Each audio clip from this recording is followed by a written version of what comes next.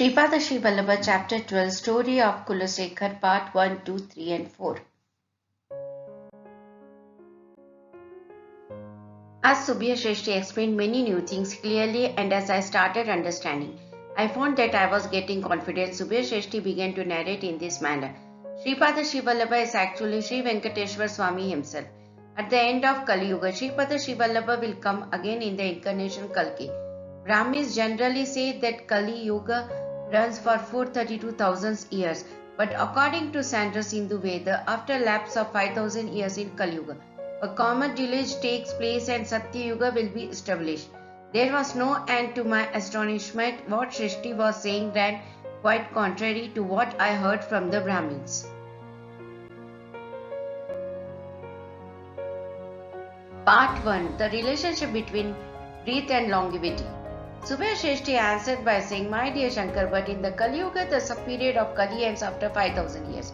After that, there will be a transitory period. Then in Kali Yuga, the sub-period of Satya Yuga will start.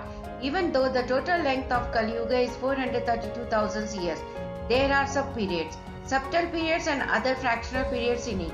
This is well understood by those who know Yoga Shastra.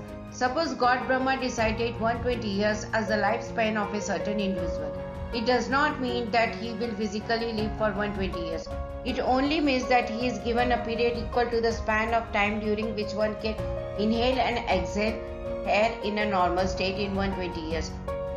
People with an unstable mind, angry people, those who rush to do things, those who live daily with sorrow, those with bad tendencies will spend away their life breaths in a short time.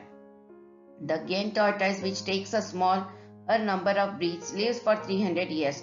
The monkey, which has an exceedingly unstable nature, dies within a short period. The correct anatomical structure must be in place for the proper inhalation and exhalation. Yogis inhale air, retain it and circulate it inside the organs of the body. By this, many breaths are saved and they live for a long period. The life cells in the body of man are currently undergoing an evolutionary process.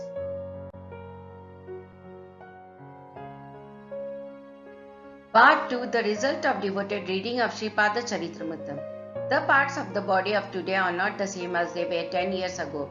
New life cells are generated in place of the old life cells. In the same way, the life force undergoes many changes. Life-giving new life force gets generated, and life force is destroyed when ill or old. In the same way, the mental power also undergoes many changes. Old ideas change or get destroyed, and new ideas crop up. The mental power that is newly born has the capacity to attract divine power and divine grace. Through this, the mind is purified, the life force is purified, and the body is also purified. Books like Sripada Srivallabha Charitamrita are actually embodiments of the Almighty. Forces of Siddha and Yoga internally exist in every letter of Sripada Srivallabha Charitamrita. If such a book is read mentally or vocally or by the coordination of the mind and voice, the divine mental related to the physical, vital and mental illness as well as the troubles and difficulties of the devotees who have made a devoted study of this book reach the mental consciousness of Sripada. Then they will get purified and return to the aspirant with vibrations filled with grace of the divine. Under such circumstances, an aspirant derives comforts of this and the other worlds.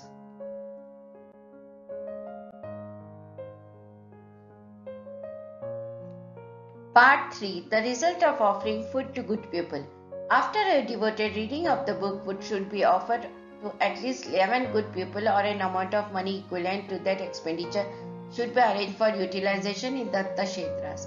Then only the complete fruits of the devoted reading will be obtained. The devotee would get longevity by offering food to good people. It means that the quantity of food sufficient for him for some more years will be generated in an imperceptible manner for the devotee. Not only that, when the good people that are offered food are satisfied, the vibrations of gratification and yoga related to peace, strength, satisfaction and wealth would emanate from the imperceptible in the course of time. The seeds thus originated will flourish as great trees. Sri Krishna, who simply accepted one grain of boiled rice from Mother Draupadi, could provide ample food to sage Dhruvasa and his 10,000 disciples. Therefore, it should be understood that all that is offered to Sri Guru with devotion and care will remain in their imperceptible regions in a seed form. In the course of time, those seed forms will grant all the necessary comforts and wealth to the aspirant.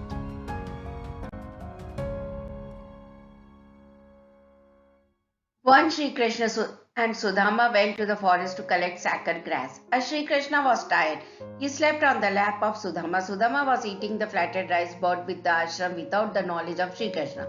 Sri Krishna, who finds sleep, woke up and said, Sudama, I am hungry.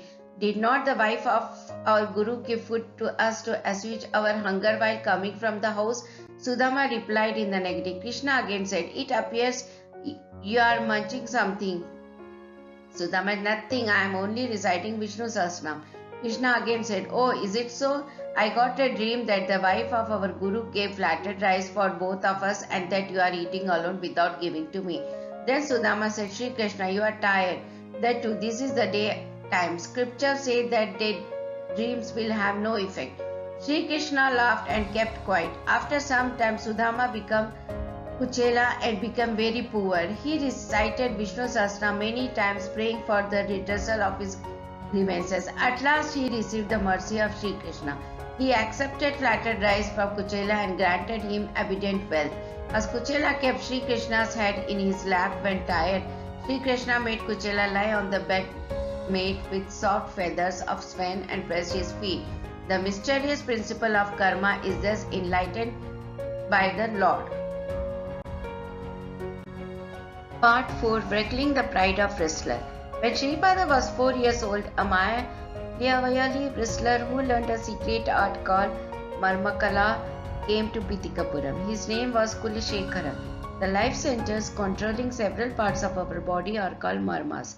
If the marmas are touched or hit upon, a person can be rendered unconscious, or any part of the body can be immobilized and physical disability can be brought about. This art should be used to cure people suffering in those centers or to prevent symptoms of diseases. Besides this martial art, some special marmas are called adangals. The marma treatment is a medical art that teaches how to treat issues with adangal marmas.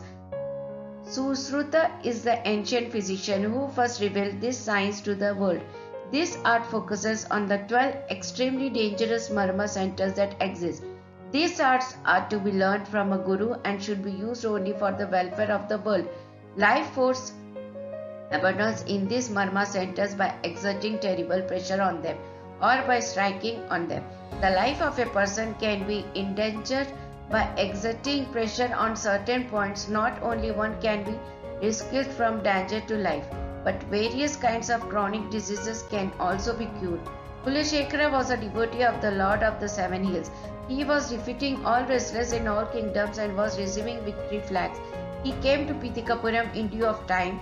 There were wrestlers in Pitikapuram as well. They all assembled and concluded that they would certainly receive a death blow in the hands of Kuleshekara and that the prestige of their town wrestlers would be destroyed.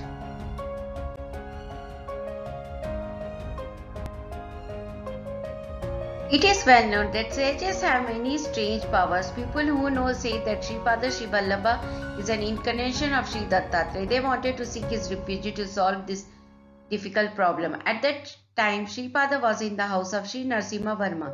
Sri Narasimha Varma got a silver lace turban specially prepared for Sripada. It was his habit to adorn Sripada with the silver lace turban and take Sripada along with him in the horse carriage while visiting his estate lands for supervision. One day, when the turban was about to be worn, Sripada asked his Sri Narasimha Varma to wait for some time.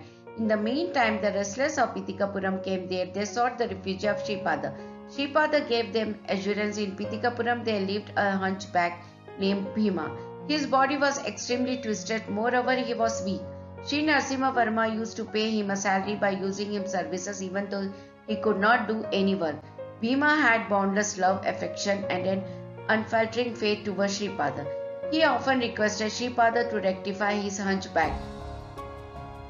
Sripada used to tell Bhima that he would set it straight at the appropriate time. Sripada said, "Why should we fear that wrestler? We have Bhima. He can face Kulashekar when a person like Bhima is behind us. Why should we fear? The ways of Datta are very strange and cruel. The citizens of Pithigapuram wondered at the selection of Bhima for fighting with Kulashekara. Some people thought that either Bhima would die in the fight or that the divinity of Sripada would come to light. A wrestling ring was arranged in the vicinity of the Kuteshwar temple. Many people came there to witness the entertainment. The duel started. The body of Bhima was getting strengthened with every blow that was dealt by Kulashekara. Kulashekara was receiving blows in those areas upon which he struck Bhima. Kulashekara became weak. Bhima's hunchback was set right and he also became a very strong person.